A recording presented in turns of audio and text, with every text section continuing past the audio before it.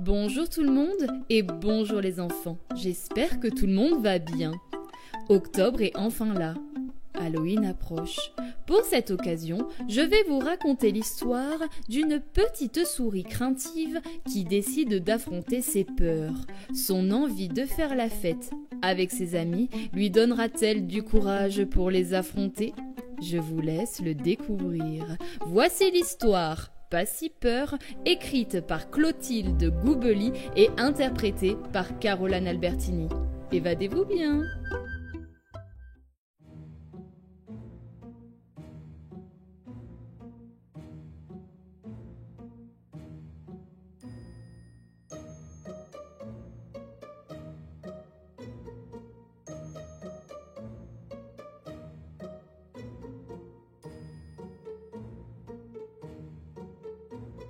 Dans la forêt, cachée au milieu des arbres centenaires, se trouve une vieille et étrange maison.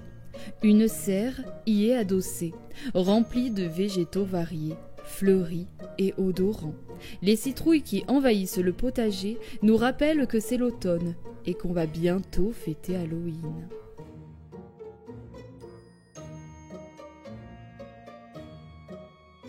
Tout en haut, juste sous le toit, on entend des voix. C'est le vieux Magibou et son assistant craintif, Zacharie la souris. Aujourd'hui, c'est un grand jour, c'est Halloween. Tout doit être prêt pour ce soir. Magibou s'organise. Zacharie est chargé d'une mission, inviter les voisins à la fête. Il a repoussé ce moment le plus loin possible. Il n'aime pas quitter son logis rassurant. Tout tremblant, il sort par la fenêtre. Il se sent si petit, si fragile, et dehors, tout est si grand, si sombre, si froid. Il respire un grand coup et se dirige vers la volière au sommet du toit. C'est là que vit Léon, le pigeon. Oh, c'est si haut! Il a peur du vide. C'est la panique. Je ne pourrai plus jamais redescendre!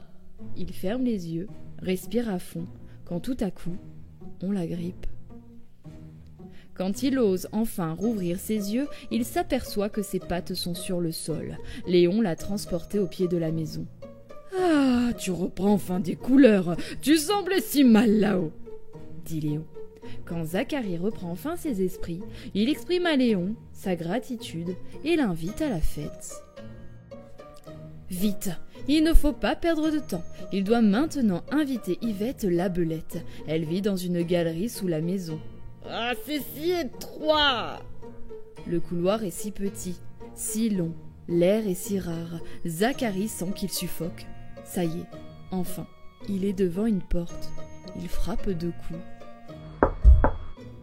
Yvette est là et l'accueille chaleureusement dans une grande pièce baignée d'une douce lumière. « Tu prendras bien une tasse de thé !»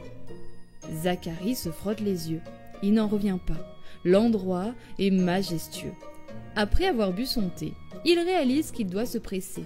Il invite Yvette et reprend son chemin en trottinant. La galerie lui permet maintenant de rejoindre le sous-sol de la maison. C'est là que vit Daphné l'araignée. Il n'aime pas cet endroit. « Oh, mais c'est si sale, si vieux, si humide !»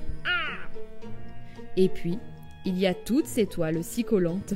Il est empêtré dans tous ces fils. Zacharie tend l'oreille. Il lui semble entendre de la musique. Il se fraye un chemin vers les sons et trouve enfin Daphné qui joue du banjo. Il lâche un soupir de soulagement.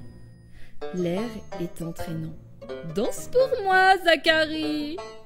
Zacharie se trémousse au son de l'instrument. Mais il est temps d'y aller. Il invite Daphné et reprend sa route en dansant. C'est vers la serre qu'il se dirige maintenant, dans l'antre de Jérémia. Oh, c'est si sombre et inquiétant. La serre est remplie de plantes et fleurs aux formes irréelles et fantomatiques. Quelle angoisse! Le silence règne. La lumière s'allume. Zacharie sursaute, les moustaches en l'air. Il est nez à nez avec Jérémia le chat. « Je t'ai fait peur ? Oh, désolé, j'oublie toujours que je suis dans le noir. » À la lumière, Zacharie se rend compte que l'endroit n'est pas hostile, mais magnifiquement coloré. Rassuré, il invite Jérémia et sort de la serre en direction du jardin. C'est plein de citrouilles ici.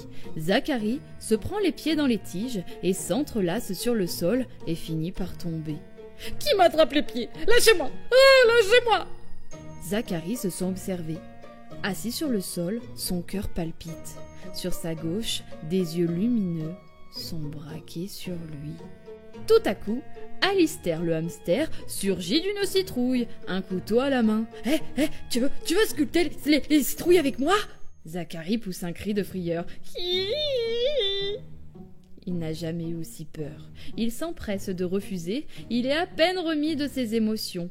Il invite et reprend le chemin de la maison. Il a bien besoin de réconfort. Il part tout droit vers la cuisine et retrouve le sourire à l'idée du fromage odorant qui l'attend là-bas.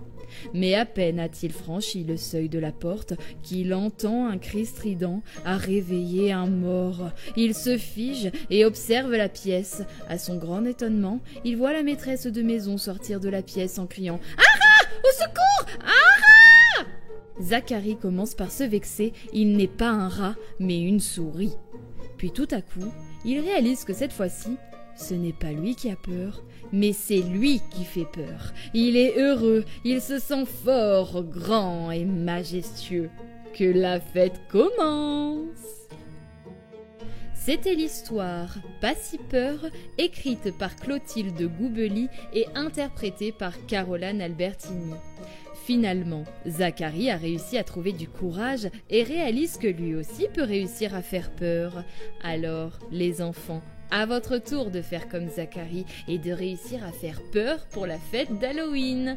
Je vous dis à très vite pour une prochaine histoire. Au revoir.